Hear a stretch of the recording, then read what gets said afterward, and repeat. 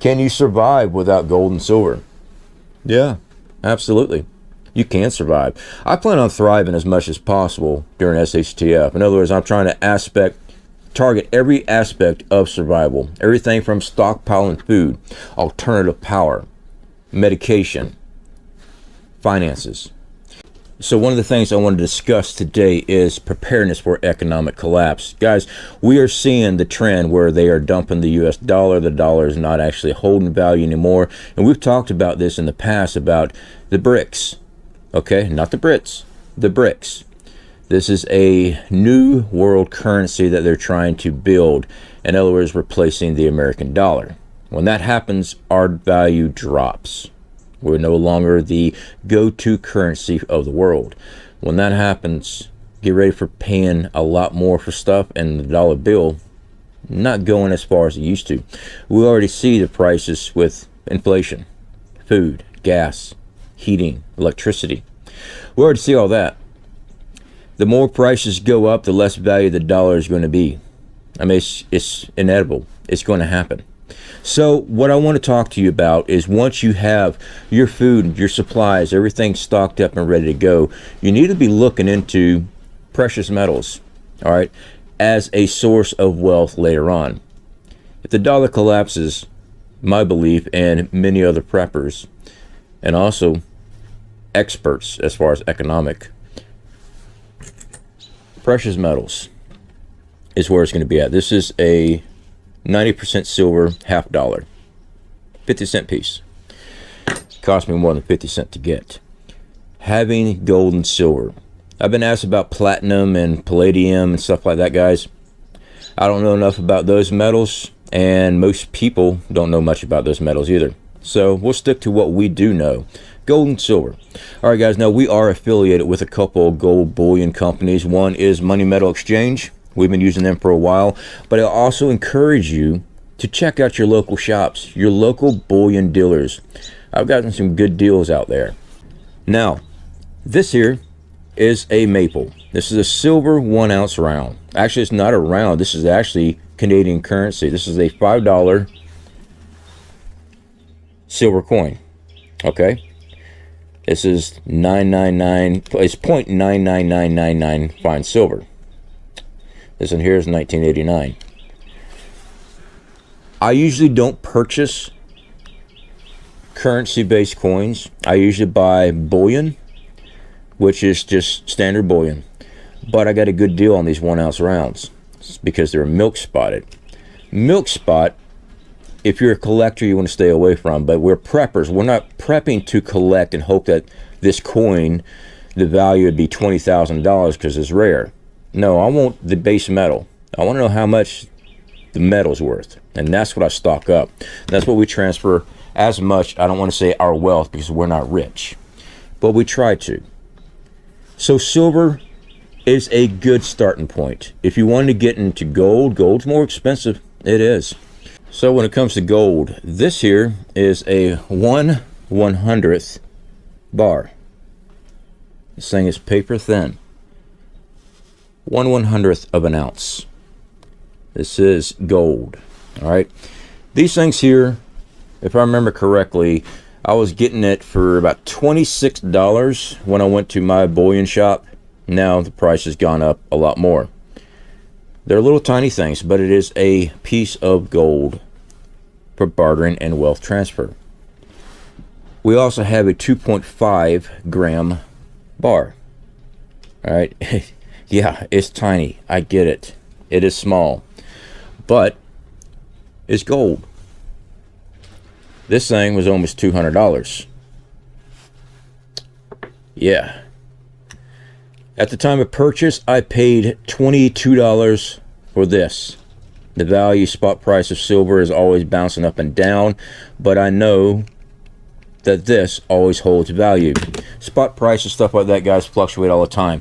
I'm not preparing gold and silver to fight spot price and have dreams of cashing it all in 20 years and becoming rich. I stock gold and silver for the reason that when the dollar collapses, I have something of value All right, we've already seen it go down in Venezuela. I've done videos on this many of times. They were breaking off flakes of gold to pay for haircuts and meals. Those were the headlines. Yeah, so the bars, great idea. U.S. currency, all right, also known as junk silver.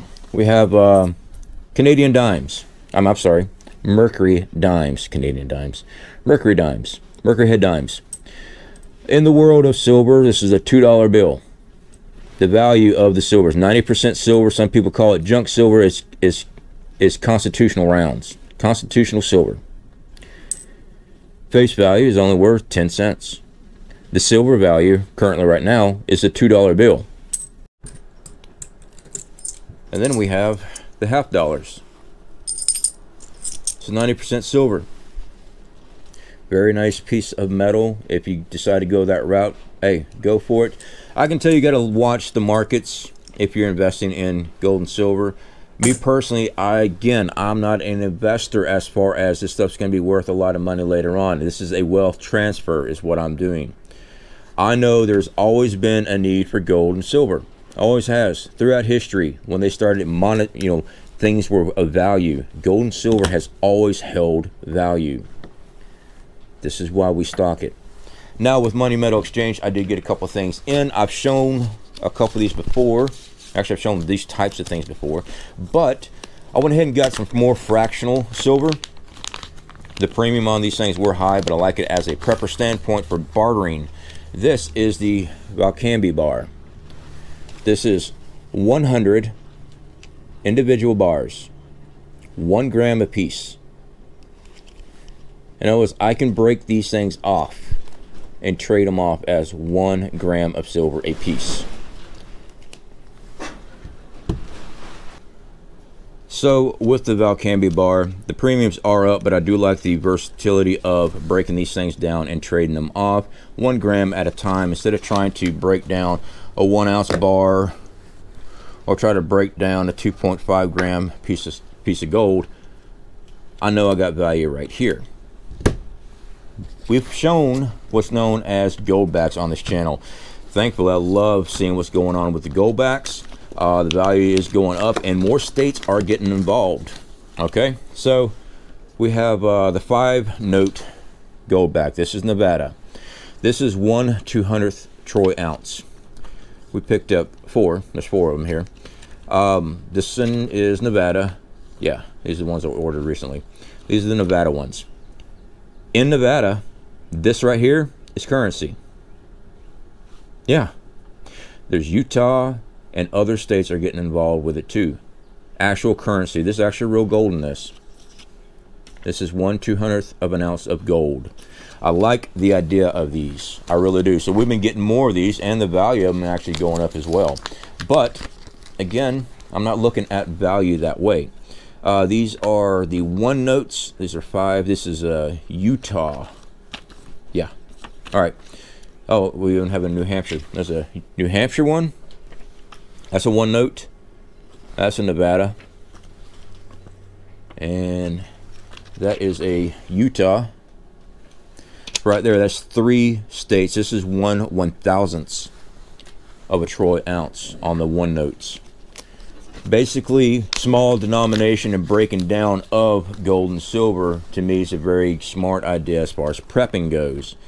We got some more 1 notes. These are all Nevadas. There's another 5, so we got 10 of the number 1s. The 1 notes at 1/1000th of a troy ounce, 24 karat gold. The reason I do like these is because they are the hardest thing to counterfeit on the market today. Reason being, it costs so much to manufacture these things. The equipment necessary to make them is why they're hard to counterfeit. And then we got the 5 notes. Now they got different ones. They got 10s, 20s, 50s. And those are the notes, and of course the higher the note is, the more gold involved is going into these. So goldbacks, I like the idea of them. I really do. That's up to you on that. Me personally, I see the value in it. It is a breakdown of gold and silver. I have seen silver backs. All right, and I'm not talking about gorillas, I'm talking about actual silverbacks. And right now they're little novelty pieces, and the states have not picked them up yet, but the states are picking up the goldbacks as a form of currency. So having alternative currency is actually worth more. This $5, this 5 note right here is worth more than a $5 bill. Yeah, I believe when I checked the goldback calculator on their website, a single 1 note was worth $4.01, the value of the gold inside. So times that by 5. Yes, it's being valued on what the base metal's worth. So that's why we stock up gold and silver as far as economic collapse. Now, we do keep US currency. We do. We try to have many denominations, 1s, 5s, 10s, 20s.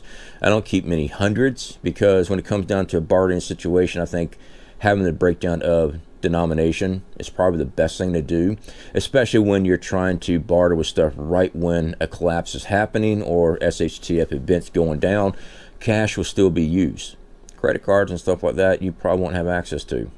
Grid goes down, it's done. A lot of stores, when the grid first goes down, they will shut down. When they realize that the grid's not coming back up, those owners will be operating those stores again, because they don't want to lose all their stuff. So might as well make a mint off of everyone else's pain. That's how they're going to look at it. So expect to pay $20 for a soda. All right, or have gold and silver. These things have been used for bartering transactions since commerce was ever invented. All right, so something to look at, guys. Can you survive without gold and silver? Yeah, absolutely. You can survive. I plan on thriving as much as possible during SHTF. In other words, I'm trying to target every aspect of survival. Everything from stockpiling food, alternative power, medication, finances. Things I believe, looking at history and what has happened throughout the course of history with mankind, that's what we try to prep on. And I'll see plenty of people, well, I won't give you a can of beans for that bar of gold. That's okay, because I've got several hundreds of pounds of cans of beans. This is for that water pump I might need, or some other item. I've got food. I have no plan of trading my food. My food is for me and my group, my family. Financial is for other means. Medication. Maybe some people might not want your food. They might have food too, but they're planning ahead what happens after SHTF starts to rebuild. That's where gold and silver comes in. All right, guys, definitely appreciate you hanging out with me. Again, we are affiliated with Money Metals Exchange. If you purchase through them, we make a commission off all sales, of course. But I do encourage you to check out your local coin and bullion dealers. All right, look for the bullion section. Stay away from the collector pieces. Look for the generic rounds. Sometimes you get good deals. It's like the Canadian maples. I got some really good deals on the ones we purchased because they're milk spotted. I'm not worried about milk spot in a bartering situation as long as it's silver. All right, guys, definitely appreciate it. Speak to y'all later.